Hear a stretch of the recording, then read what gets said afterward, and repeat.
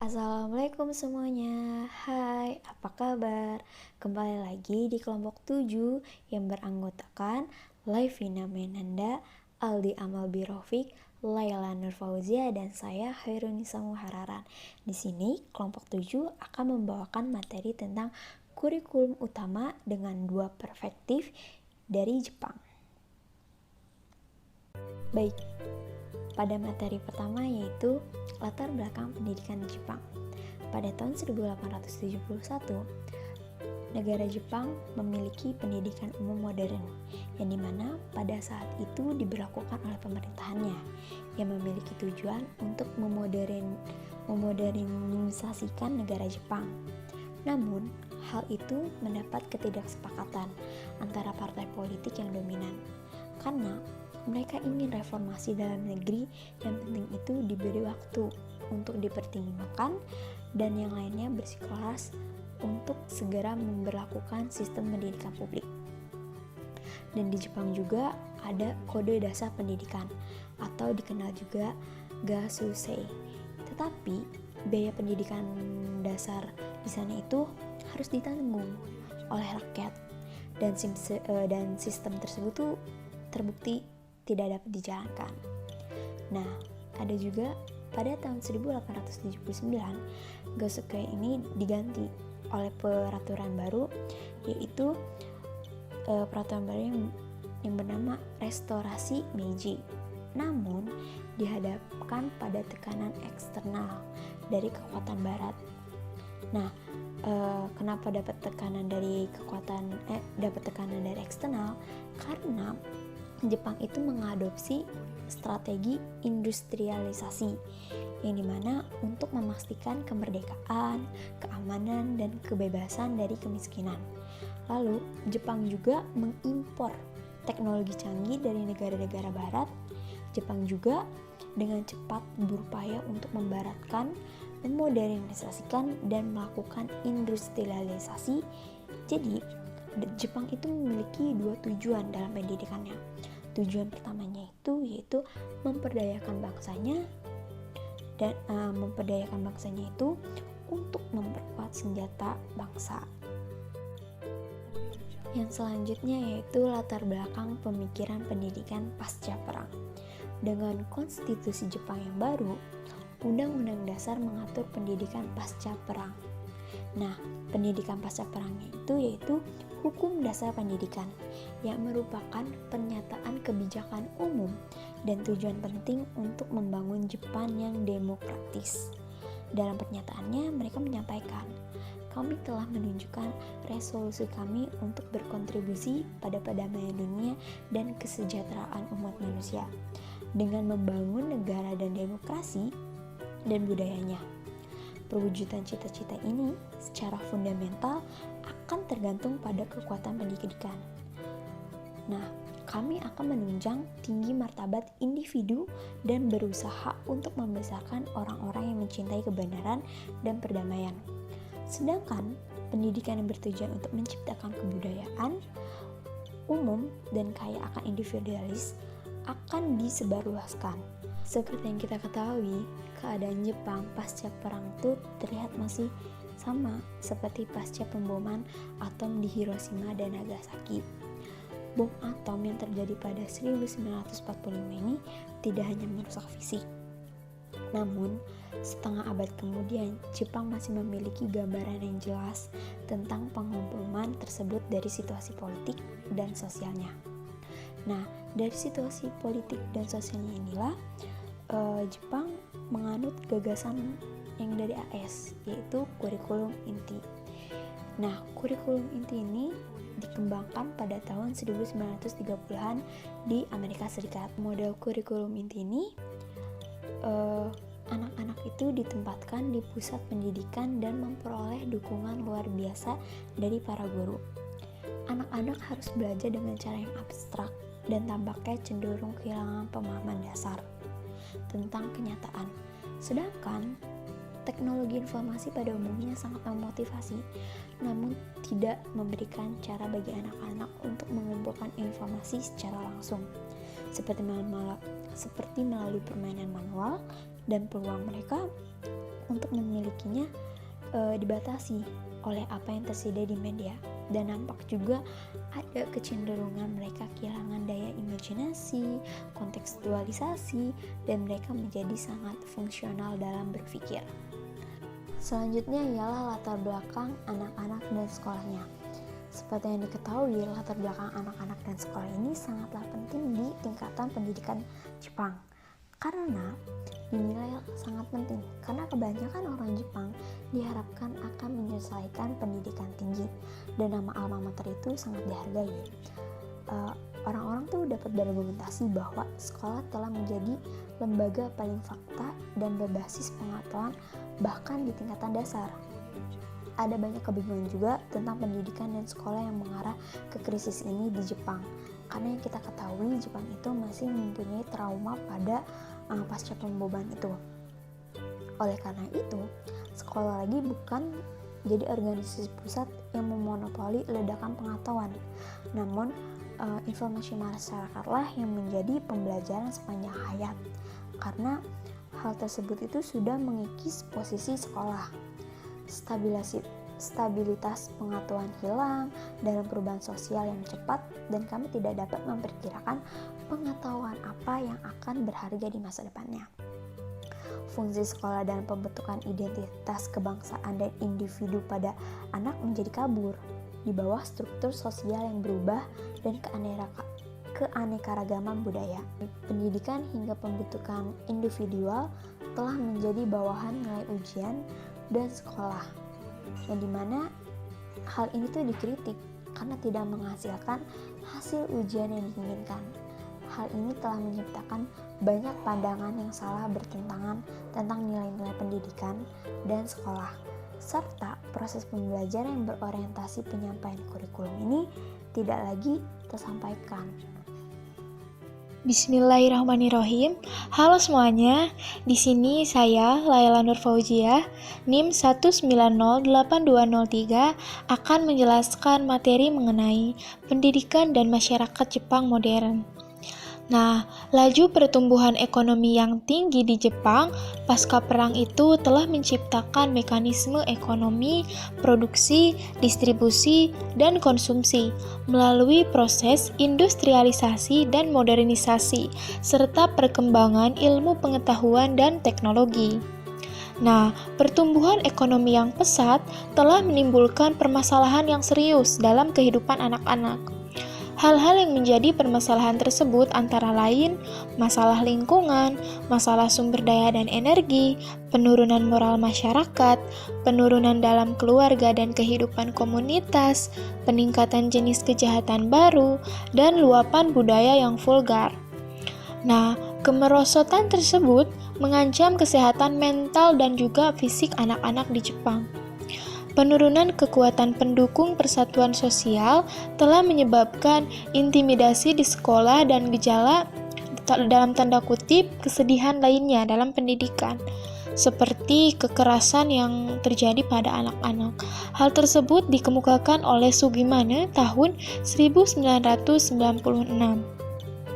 Nah, hal tersebut menyebabkan menurunnya kepercayaan publik terhadap sekolah dan juga guru, serta pada sektor pendidikan secara keseluruhan, yang kini mendapat perhatian penuh. Sistem pendidikan, kurikulum, dan pelatihan guru di Jepang.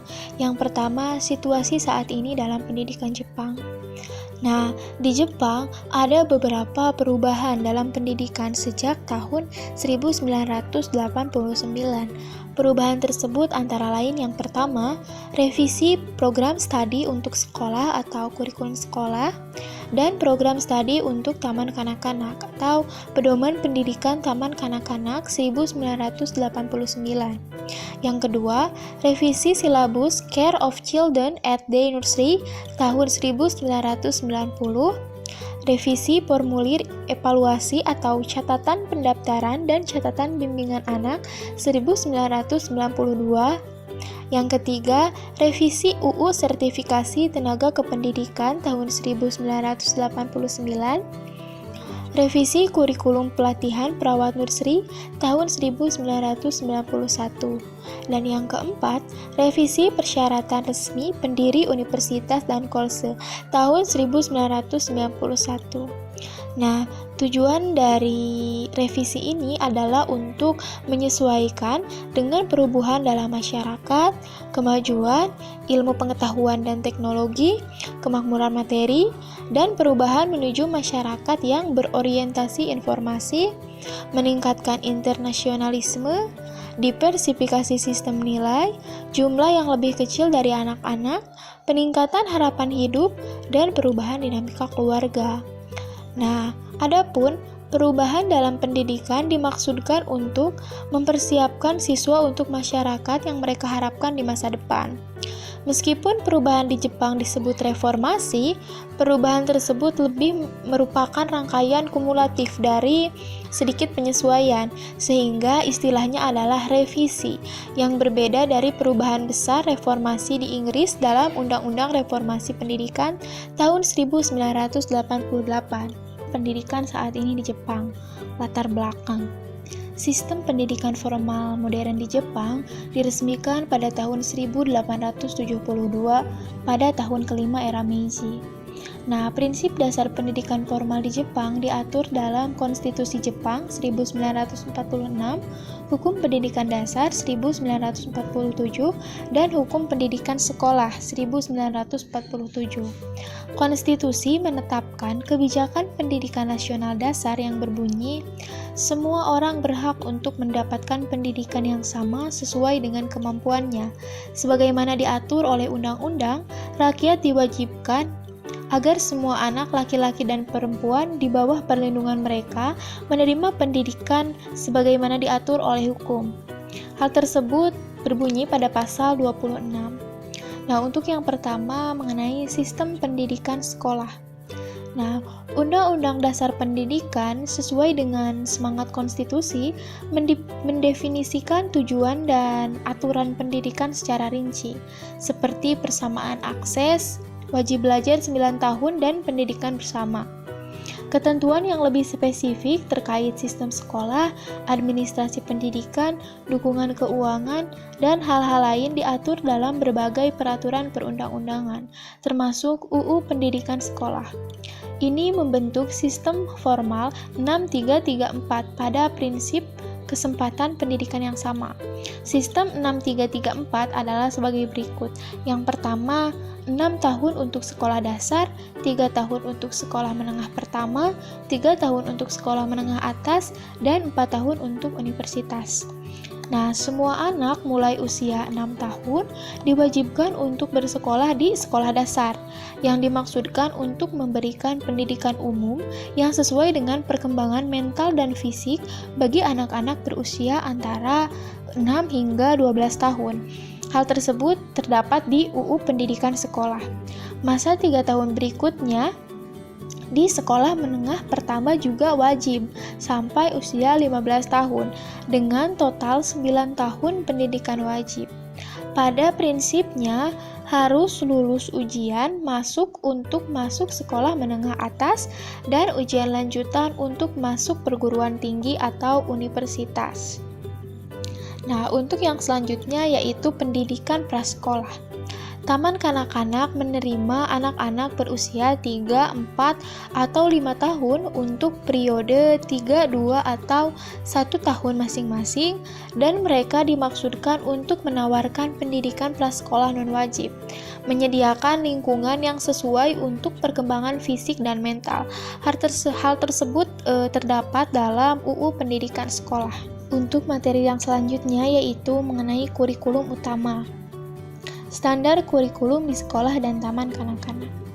Nah, di Jepang, sehubungan dengan pendidikan dasar dan menengah, untuk mempertahankan standar pendidikan yang seragam di seluruh negeri, dan untuk mengamankan secara substansial kesempatan pendidikan yang sama yang dijamin di bawah Konstitusi Jepang, Kementerian Pendidikan, Ilmu Pengetahuan dan Kebudayaan menetapkan program studi sebagai standar nasional kurikulum sekolah, sesuai dengan ketentuan peraturan perundang-undangan.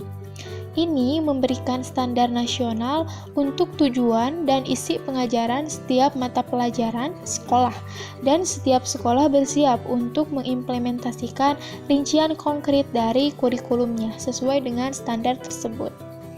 Nah, untuk program studi yang direvisi untuk Taman Kanak-Kanak atau Pedoman Pendidikan Taman Kanak-Kanak tahun 1989 yang merupakan standar nasional untuk kurikulum Taman Kanak-Kanak.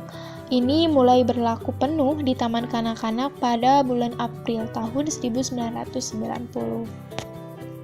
Mungkin itu yang dapat saya sampaikan, kurang dan lebihnya mohon maaf. Terima kasih.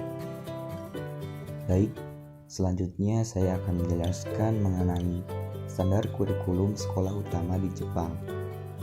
Jadi, standar kurikulum yang dipakai dalam sekolah utama di Jepang sendiri mempertimbangkan kondisi aktual sekolah dan masyarakatnya yang dilayaninya, serta tingkat perkembangan dan karakteristik siswanya, di mana Dewan Pendidikan Lokal akan menghasilkan pedoman kurikulum berdasarkan program studi.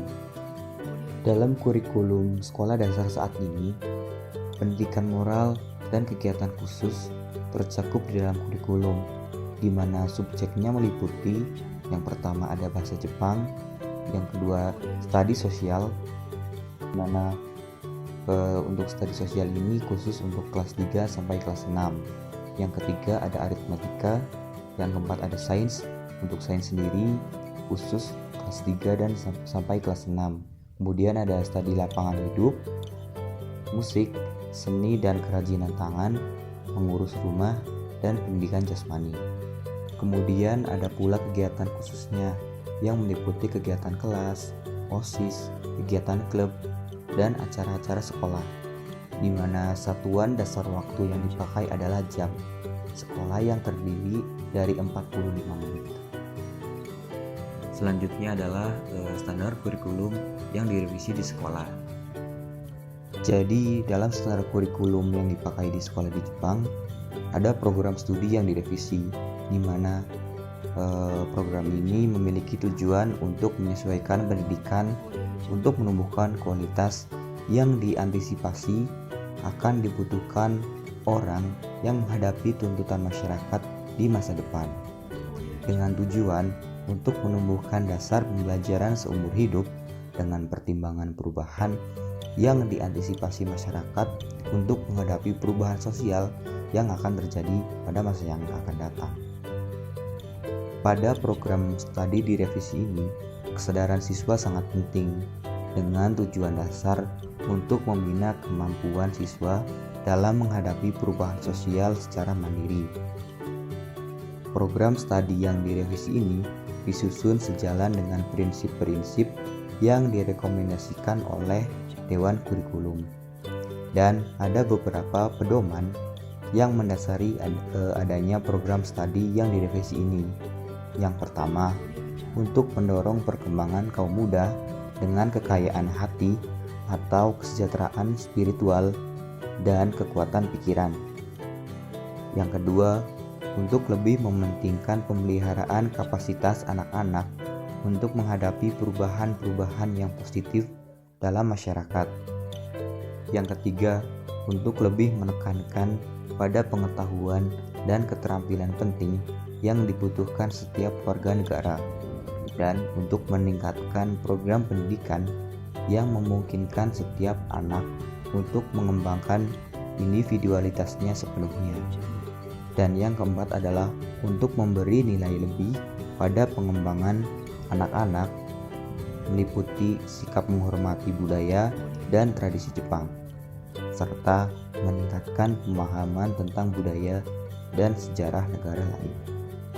Selanjutnya adalah pembahasan mengenai peningkatan pendidikan untuk sekolah kelas bawah. Sebelumnya, dalam sekolah dasar di Jepang menggunakan hampir secara eksklusif berpusat pada buku teks, di mana metode studi ini berbasis meja seperti pada pembelajaran pada umumnya, tetapi sekarang tujuannya adalah untuk menumbuhkan kemampuan dan sikap mendasar untuk hidup dan belajar melalui pengalaman dan aktivitas konkret untuk anak-anak itu sendiri. Dengan cara belajar ini diharapkan mampu mendorong kemandirian siswa. Sampai sekarang masih ada kelas-kelas yang khas di mana melibatkan siswa yang duduk di meja belajar dari buku teks dan mendengarkan guru. Tetapi ada peningkatan di mana kursus studi lingkungan hidup mengarah pada pembelajaran melalui pengalaman langsung, di mana mereka diajarkan untuk mengamati, bertanya, membuat, mencari, bermain, dan mengekspresikan diri mereka.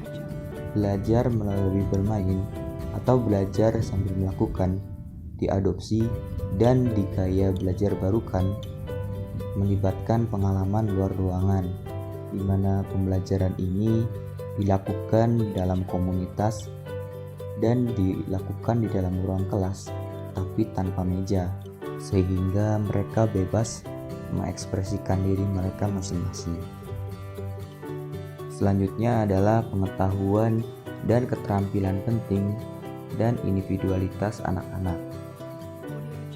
Di sekolah dasar, siswa diharuskan menguasai pengetahuan dan keterampilan penting dari setiap mata pelajaran melalui program pendidikan.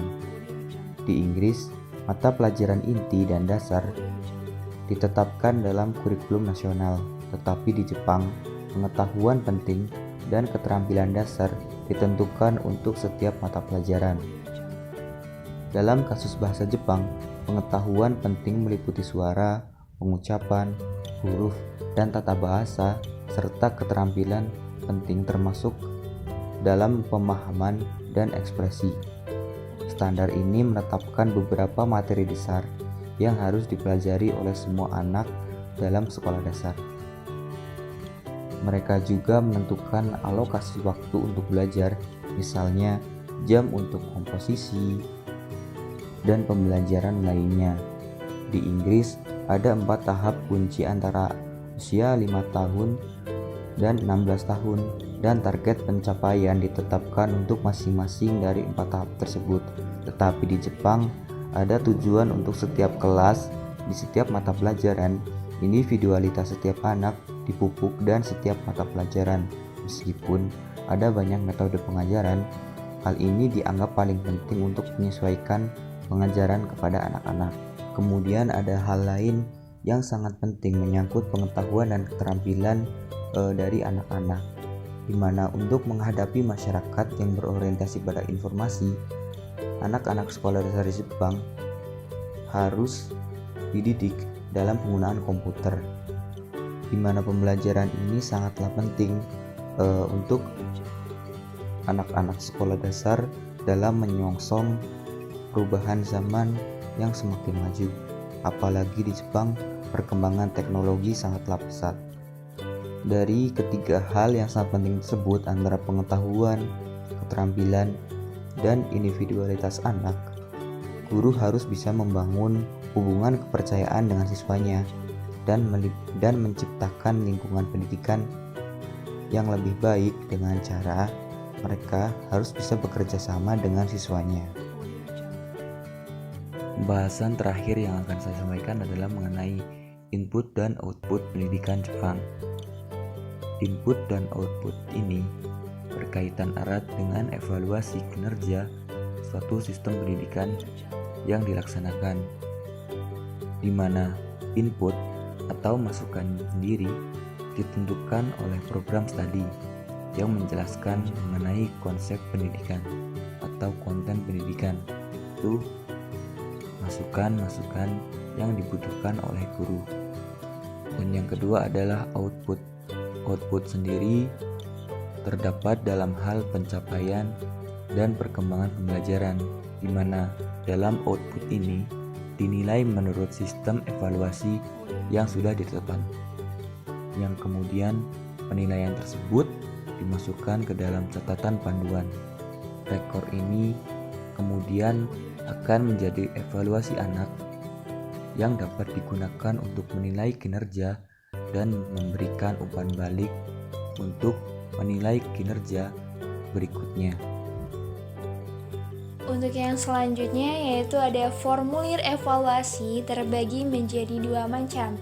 Yang pertama ada record of school registration dan record of guidance, di mana record of school registration ini merupakan padanan sekolah dari daftar catatan sipil, sedangkan untuk record of guidance yang merupakan kompilasi evaluasi kinerja anak seperti kumpulan raport dan catatan sekolah untuk paduan dengan entry yang dibuat setiap tahun.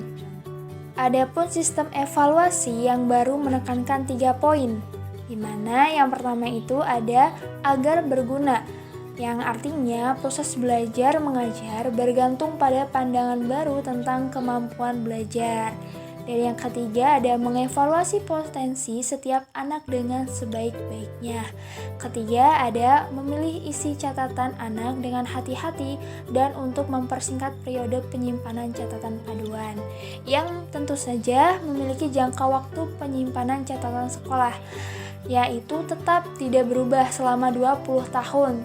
Akan tapi sejak revisi tahun 1992, jangka waktu penyimpanan catatan bimbingan telah dipersingkat menjadi 5 tahun. Selanjutnya yaitu dalam catatan panduan, entry untuk setiap murid diklasifikasikan sebagai berikut. Yang pertama ada catatan studi untuk setiap mata pelajaran. Ada yang kedua catatan kegiatan khusus, ketiga catatan perilaku, keempat artikel yang dapat menjadi acuan, dan yang kelima catatan kehadiran dan ketidakhadiran. Kemudian berlanjut ke catatan studi untuk setiap mata pelajaran terdiri dari penilaian absolut, relatif, dan juga pribadi yang terdiri dari 3 poin. Yang pertama ada sudut pandang subjek. Pada sudut pandang subjek ini artinya dengan menggunakan metode absolut, di mana sudut pandang untuk setiap tahun atau kelas mata pelajaran itu memiliki 4 tujuan pencapaian, atau dalam kurikulum nasional Inggris ada 4 tahap kunci untuk siswa berusia 5 hingga 16 tahun dengan target untuk masing-masing tahap, sedangkan di Jepang pada target tiap tahun atau kelas tiap mata pelajaran. Yang kedua ada penilaian atau evaluasi yang merupakan metode relatif. Nah, di sini sistem kelas 3 digunakan di kelas yang lebih tinggi, tetapi tidak digunakan di kelas yang lebih rendah. Dan yang ketiga ada pandangan guru, yaitu dengan menggunakan metode pribadi, di mana pendapat pribadi guru tentang perkembangan individu itu dicatat. Dan untuk yang sebuah sistem evaluasi baru itu pasti memiliki sebuah tujuan yang dimaksudkan untuk menekankan nilai kemauan atau bakat yang melekat pada siswa untuk belajar dan belajar, untuk berpikir, melakukan, dan untuk melatih rasa penilaian. Nah, penilaian ini atau rasa penilaian ini intinya sistem yang direvisi dirancang untuk mencerminkan suatu kualitas tersebut. Yang berikutnya ada jumlah sekolah dan anak. Nah, di Jepang itu juga terdapat sekolah negeri dan juga sekolah swasta, di mana sekolah negeri di Jepang merupakan 99,3% dari semua sekolah dasar dan 94,5% sekolah menengah, sehingga relatif sangat sedikit pendidikan wajib yang dilaksanakan di sekolah swasta. Akan tapi di sisi lain, 58,2% sekolah taman kanak-kanak ini swasta dan tidak wajib. Nah, inilah sebuah perbedaan yang sangat dramatis di pendidikan di Jepang. Yang kedua ada ukuran dan organisasi kelas.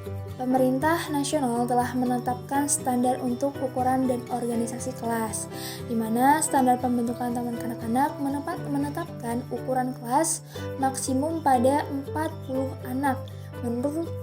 Menurut statistika tahun 1992, ukuran kelas taman kanak-kanak rata-rata 26,4 dengan rata-rata 19,1 anak per guru. Untuk sekolah dasar negeri setempat, batas ukuran kelas ditentukan oleh Dewan Pendidikan Prefektur, yaitu tunduk pada batas atas yang ditetapkan oleh undang-undang yang memang telah ditetapkan 40 sejak 1980. Untuk yang ketiga ada istilah sekolah dan jadwal libur. Nah, di Jepang persyaratan sekolah berbeda dari negara-negara barat karena tahun ajaran dimulai pada 1 April dan berakhir pada 30 Maret tahun berikutnya yang sesuai dengan tahun keuangan Jepang. Nah, semua taman kanak-kanak, sekolah dasar, menengah, dan sekolah menengah atas memiliki 3 semester per tahun akademik, yaitu dari bulan April hingga Juli, dari bulan September hingga Desember, dan dari bulan Januari hingga Maret dengan libur antar semesternya. Berikutnya ada pelatihan guru dan sertifikasi guru. Sejak revisi Undang-Undang Sertifikat Tenaga Kependidikan, terdapat 3 kelas sertifikat pendidikan. Yang pertama ada lanjutan, kemudian kelas 1 dan kelas 2. Di mana lanjutan ini merupakan guru yang memegang sertifikat lanjutan telah mendapatkan gelar master atau setara dengan 30 kredit yang diperoleh dengan masa studi yang berlangsung setidaknya 1 tahun di program universitas lanjutan. Dan yang kedua ada kelas 1. Nah, orang yang memegang sertifikat kelas 1 atau guru yang memegang sertifikat kelas 1 ini telah meraih gelar sarjana. Kemudian yang ketiga ada kelas 2. Orang yang dengan sertifikat kelas 2 telah mendapatkan gelar asosiasi melalui penyelesaian kursus di perguruan tinggi junior. Karena dalam sebuah sertifikat guru, ya khususnya taman kanak-kanak atau sekolah dasar ini memenuhi syarat untuk mengajar semua mata pelajaran. Akan tapi, guru yang memiliki sertifikat untuk sekolah menengah atas dan bawah dapat mengajar mata pelajaran yang sertifikatnya diberikan. Untuk memperoleh sertifikat tersebut, biasanya seorang guru ini harus mendapatkan jumlah kredit yang ditentukan untuk pengajaran dan mata pelajaran profesional dalam kursus yang disetujui oleh Kementerian Pendidikan, Sains, Olahraga, dan Kebudayaan. Dalam revisi Undang-Undang Sertifikat Guru juga, yaitu sertifikat tenaga kependidikan yang dimaksudkan untuk meningkatkan standar pelatihan guru. Jumlah SKS yang dipersyaratkan untuk mata pelajaran profesi ditingkatkan. Namun, sekarang ada beberapa pembahasan. Apakah perlu lebih banyak praktik mengajar di sekolah dan pelatihan konseling untuk hal-hal seperti bullying di kalangan anak-anak. Yang selanjutnya ada pelatihan perawat di penitipan anak, di mana perawat ini setara dengan perawat pembibitan Inggris di Day Nursery, memenuhi syarat ketika mereka lulus dari sekolah atau perguruan tinggi pelatihan 2 tahun. Sebelum itu, mereka harus lulus dari sekolah menengah atas yang disetujui oleh Kementerian Kesehatan dan Kesejahteraan atau ketika mereka lulus ujian untuk perawat penitipan anak yang diberikan oleh pemerintah prefektur mereka. Dari selanjutnya ada pelatihan in-service guru. Di Undang-Undang tentang Peraturan Khusus tentang Tenaga Layanan untuk Pendidikan mengharuskan guru untuk mengajar pelatihan jabatan yang konsisten, di mana Dewan Pendidikan Prefektur bertanggung jawab oleh undang-undang untuk merencanakan dan mendorong pelatihan jabatan harian di sekolah umum setempat. Mungkin cukup itu saja, semoga bermanfaat. Saya akhiri, wassalamualaikum warahmatullahi wabarakatuh.